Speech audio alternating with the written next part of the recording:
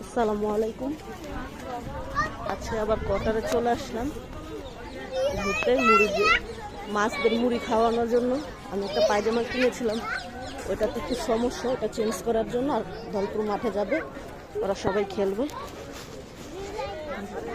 আব্দুল আহাব, হামজা, আফিয়া, আবি, এই যে মোহাম্মদ।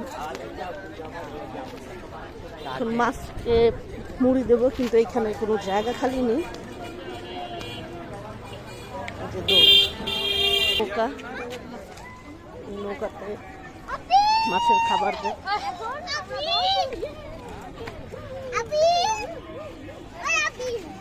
এখন এই কোয়ার্টারের ভিতরে অনেক কিছু বসে, বাদাম, মানে ধলপুরের ওই জায়গাটুকু তো ভরে, এখন এই জায়গাগুলো ভরাট হচ্ছে।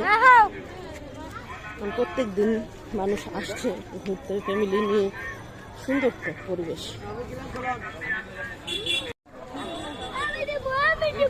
এসেছে দেখেন, 1 পলিথিন আধা কেজির উপরে হবে মুড়ি। এখন মাছদের দেওয়া হচ্ছে, এই যে ধীরে ধীরে মাছ আসবে। এখন মাছগুলো আসা শুরু করেছে, অনেক মাছ।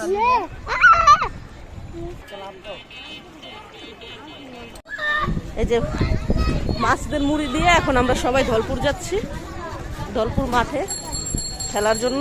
বল নিয়ে যাচ্ছি আমরা। যে পায়জামা এখানে 50 করে গেঞ্জি, পায়জামা বা লিলেনের পায়জামা আছে, খুঁজতে হয়।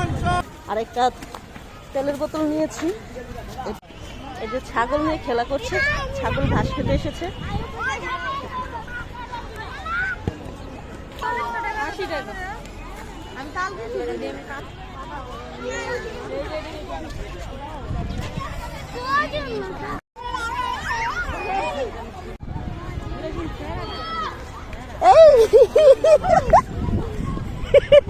দেখেন, আমরা ওদিকে সবাই আড্ডা দিচ্ছি, আর এই যে 2 ভাইয়ের কাজ বালু দিয়ে। আর এই যে আরেকজন এই যে ঘাসগুলো নিয়ে, এই যে দেখেন কি করছে, এই যে টব বানিয়েছে হামজা, এই যে এগুলোতে টব বানিয়েছে, যে ওইটাও টব বানাবে।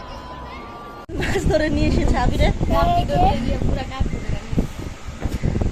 মাশাআল্লাহ অনেক বড়ই, প্রায় 250 গ্রামের মতো হবে।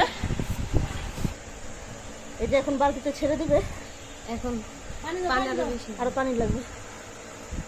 তা আজকের ভিডিও এই পর্যন্তই।